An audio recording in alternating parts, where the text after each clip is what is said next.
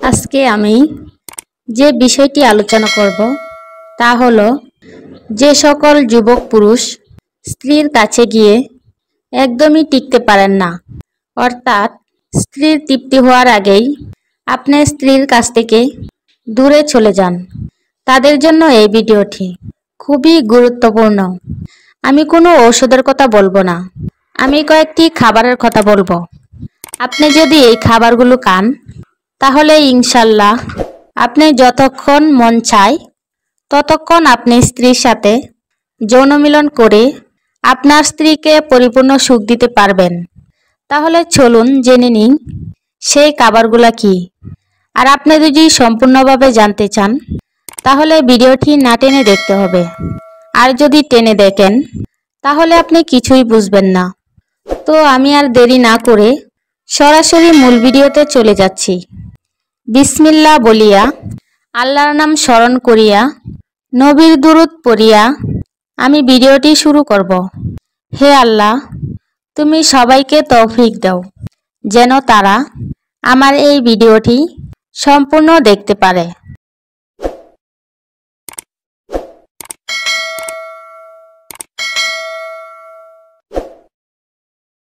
সবার প্রথমে বলবো, খাদ্য তালিকায় অন্তর্ভুক্ত করতে হবে জিঙ্ক সমৃদ্ধ খাবার।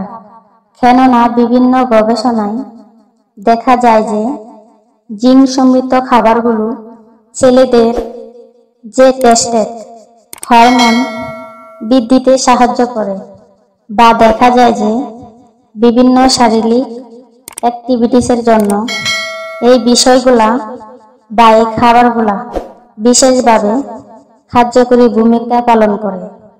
বিভিন্ন ধরনের মাছ, মাংস, ডিম, দুধ, বাদাম এগুলো থেকে কিন্তু জিঙ্ক সমৃদ্ধ খাবার, তাই আমরা এই খাবারগুলা বেশি পরিমাণে খাবো। প্রিয় পর্দার আড়ালের মা ও বোনেরা, আপনারা কি আমার কথা বুঝতে পারছেন? ভিডিওটি একটু মনোযোগ সহকারে শুনবেন, তাহলে আপনারা অনেক উপকৃত হতে পারবেন। এরপরে গরুর মাংস, দুধ, ডিম খাদ্য তালিকায় সেলেনিয়াম রাখতে পারেন। সেলেনিয়াম কিন্তু আপনার যৌন ক্ষমতা বা সহবাসে স্থায়িত্ব বাড়াতে সহযোগিতা করে। এর পরবর্তীতে আপনি খাদ্য তালিকায় ফ্যাটি অ্যাসিড সমৃদ্ধ খাবার রাখতে পারেন। বিভিন্ন ধরনের সামুদ্রিক মাছ, পাশাপাশি বিভিন্ন ধরনের বাদাম, চীনাবাদাম, কাঠবাদাম, কাজু বাদাম এগুলোর মধ্যে কিন্তু ফ্যাটি অ্যাসিডের চমৎকার কম্বিনেশন।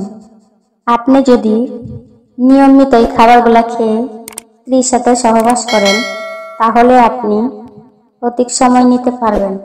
প্রিয় পর্দার আড়ালের মা ও বোনেরা, অনেক গুরুত্বপূর্ণ আলোচনা, তাই শেষ পর্যন্ত ভিডিওটি দেখবেন। খাদ্য তালিকায় রাখার চেষ্টা করবেন মধু এবং খেজুর। মধু এবং খেজুর আমরা জানি যৌন ক্ষমতায় বৃদ্ধিতে সাহায্য করে, তাই আপনি যদি নিয়মিত খালি পেটে মধু গ্রহণ করেন সেক্ষেত্রে উপকারিতা পাবেন। মধুর সাথে কাঁচা রসুন খেতে পারেন। কাঁচা রসুন কুচি কুচি করে কেটে মধু মিশিয়ে যদি আপনি গ্রহণ করতে পারেন বা গ্রহণ করেন, সেটি কিন্তু আপনার যৌন ক্ষমতা বৃদ্ধিতে সহযোগিতা করে এবং আপনার সহবাসের সময়কে দীর্ঘস্থায়িত্ব করে। এর পরবর্তীতে বলবো লাইকোপেন সমৃদ্ধ খাবার খাওয়ার জন্য, যেমন তরমুজ, টমেটো, লাল শাক এগুলো থেকে কিন্তু লাইকোপেন পাওয়া যায়। এগুলো থেকে দেখা যায় যে আপনার যৌন ক্ষমতা বহুগুণ বাড়াতে সাহায্য করবে। প্রিয় পর্দার আড়ালের মা ও বোনেরা, আশা করি আপনারা আমার কথাগুলো বুঝতে পারছেন। ভিডিওটি না টেনে সম্পূর্ণ দেখতে থাকুন, খুবই গুরুত্বপূর্ণ আলোচনা। তার পরবর্তীতে বলবো অবশ্যই পর্যাপ্ত পরিমাণ পানি গ্রহণ করেন এবং অ্যান্টিঅক্সিডেন্ট সমৃদ্ধ খাবার গ্রহণ করলে আপনার যৌন ক্ষমতা বহুগুণ বেড়ে যাবে এবং নিজেকে ফিট এবং হেলদি রাখতে হবে। অনেক সময় দেখা যায় যাদের ফিটনেস কমে যাচ্ছে বা ওজন বেড়ে যাচ্ছে, বিভিন্ন ধরনের রোগের জটিলতার কারণে তাদের ক্ষেত্রে যৌন ক্ষমতা কিন্তু কমে যায়। সেই ক্ষেত্রে আপনাকে রোগমুক্ত থাকতে হলে সঠিক খাদ্য তালিকা কোনো বিকল্প নেই। আপনি ওজন নিয়ন্ত্রণে রাখবেন এবং রোগ প্রতিরোধ ক্ষমতা বৃদ্ধি করাবেন, অসুখ বিসুখ নিয়ন্ত্রণে রাখবেন। তাহলে কিন্তু দেখা যাবে আপনি আপনার যৌন জীবনকে উপভোগ করতে পারবেন। এর পরবর্তীতে আরো বেশ কিছু খাবারের কথা বলবো, যেগুলো এড়িয়ে চলতে হবে, যেমন ট্রান্স ফ্যাট জাতীয় খাবার, ডুবো তেলে ভাজা খাবার, বা পুড়ে যাওয়া তেল থেকে তৈরি খাবার, প্রসেস ফুড বা প্রক্রিয়াজাত খাবার। এছাড়া বাইরের যেগুলো খাবার আছে, ময়লাযুক্ত খাবার এড়িয়ে চলতে হবে। যে খাবারগুলো খুব লোভনীয় মনে হয় কিন্তু যেগুলো আপনার স্বাস্থ্যের প্রতিকে ক্ষতিকর, সেই খাবারগুলো এড়িয়ে চলতে হবে।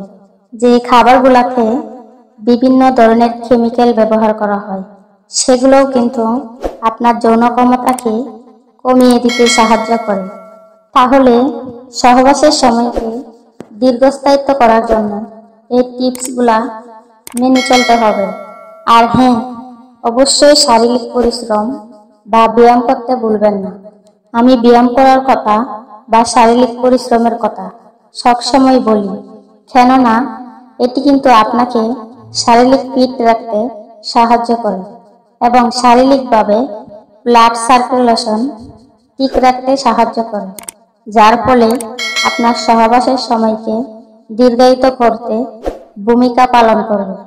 প্রিয় পর্দার আড়ালের মা ও বোনেরা, এই ছিল আজকের গুরুত্বপূর্ণ আলোচনা। আলোচনাটি যদি একটুও ভালো লাগে অবশ্যই একটি লাইক দিবেন এবং আমার চ্যানেলটি সাবস্ক্রাইব করে দিবেন। সবাইকে ধন্যবাদ। আসসালামু আলাইকুম ওয়া রাহমাতুল্লাহি ওয়া বারাকাতুহু।